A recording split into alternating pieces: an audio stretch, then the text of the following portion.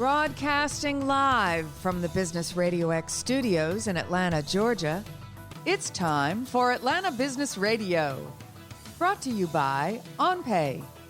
Built in Atlanta, OnPay is the top-rated payroll and HR software anywhere. Get 1 month free at onpay.com. Now, here's your host. Lee Cantor here, another episode of GSU ENI Radio, and this is going to be a fun one. Today on the show, we have Yazdan Navabi with Food Upcycles. Welcome. Hey everyone, thanks for having me. It's great to be back on Business RadioX. I'm so excited to be here. Well, I'm excited to get updated about Food Upcycles. What's been going on over there? Yeah, there's been a lot of discussions, a lot of talking, a lot of phone calls, a lot of visits. I was really hoping last time I was on the show that I could have paying customers next time. That's not the case. We're still pre-revenue, but we got very close to launching a pilot this summer. We got a lot of traction with Publix, grocery stores, but that kind of fell through just because of our size and our volume capacity. But that's kind of like the biggest news of the summer, really. That was really big. However, even though we didn't move forward with that, they're still very interested. And the way I understood it, as soon as we can handle more volume, they're going to be there to work with us. Now, just to remind folks, tell us about Food Upcycles in terms of what the concept is and how you're serving folks. Yes, so we are a food waste collection service. We're subscription based, but we also offer per request pickups.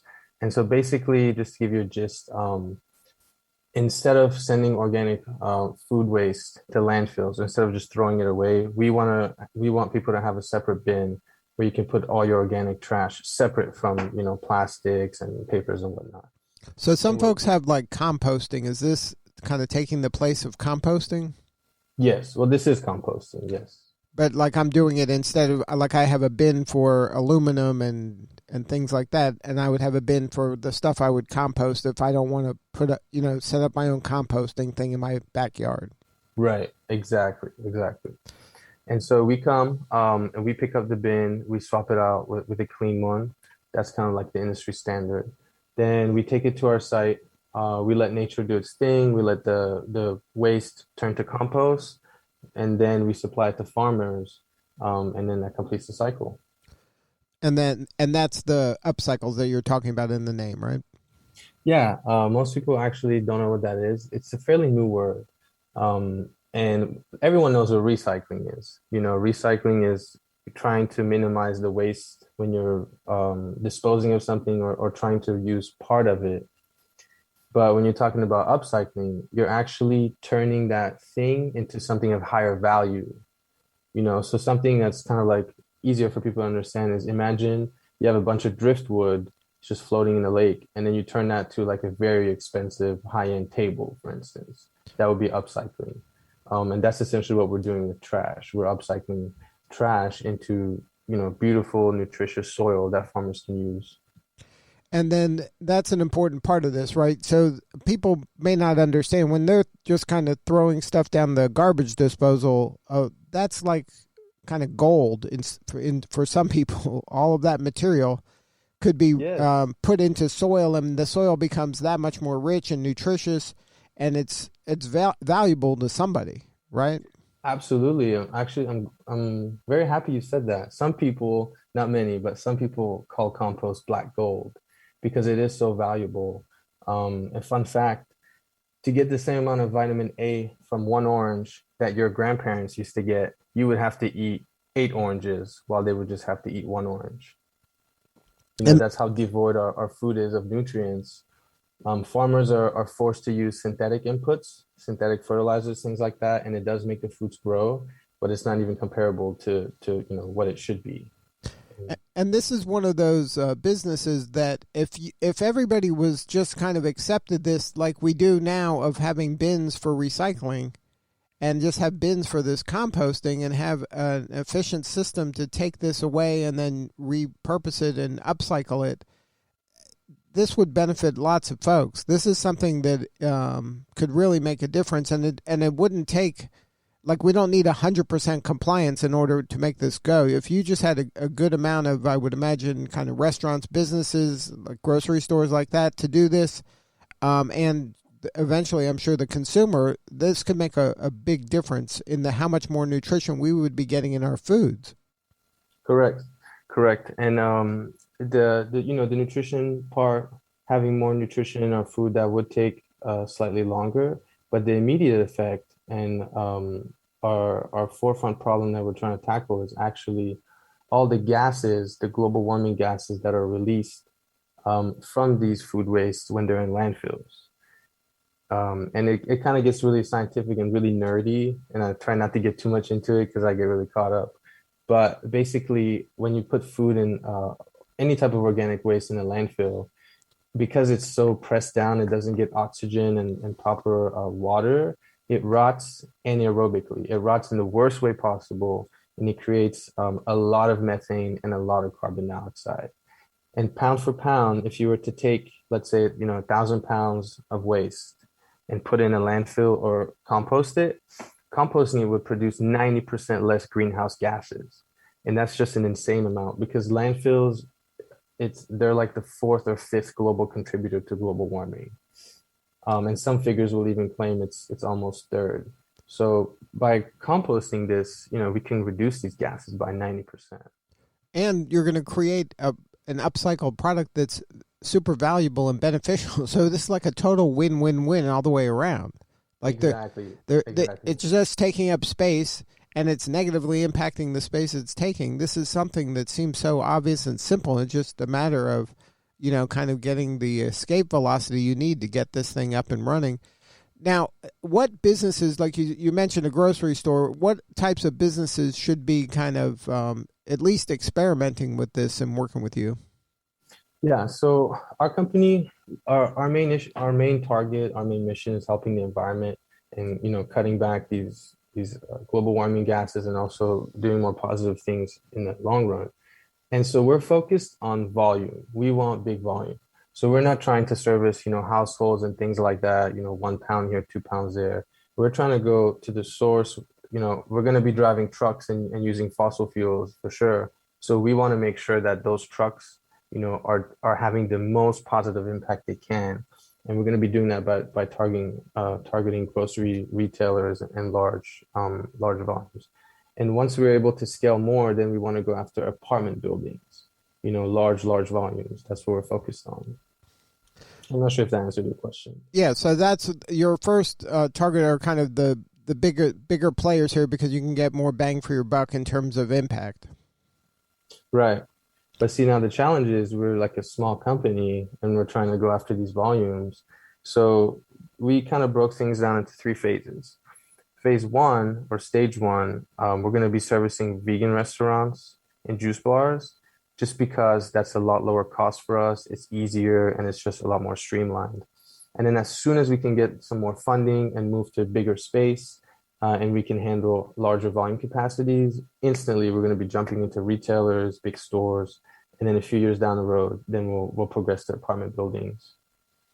And then talk about the Main Street Entrepreneurship Seed Fund. How did that? How'd you get involved with that? Yeah, I was. That was the culmination of a lot of hard work, but also just a lot of luck and a lot of just a blessing. Sometimes things happen, and I was actually I've been working on this startup for over 2 years, and I was at a point where I felt like I didn't have there weren't new things coming into the mix, and it was just kind of like the same thing. And even though I was trying to talk to new people and trying to do different things, nothing new was happening. And then it had been a few months, and then I heard back from Main Street.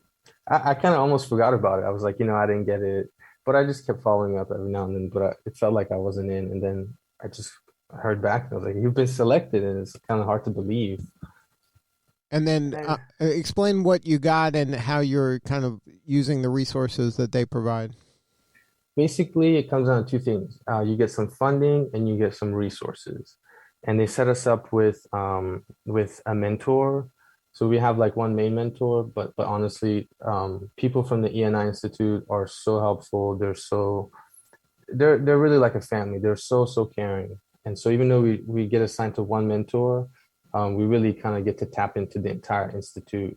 All you have to do is reach out and ask for help, and they'll be there, and they'll answer your emails late night. I mean, it's been a lot of support, and we do get some funding too, and we do get support for our presentations, or let's say I have a meeting with a potential customer, and I have some doubts going into it.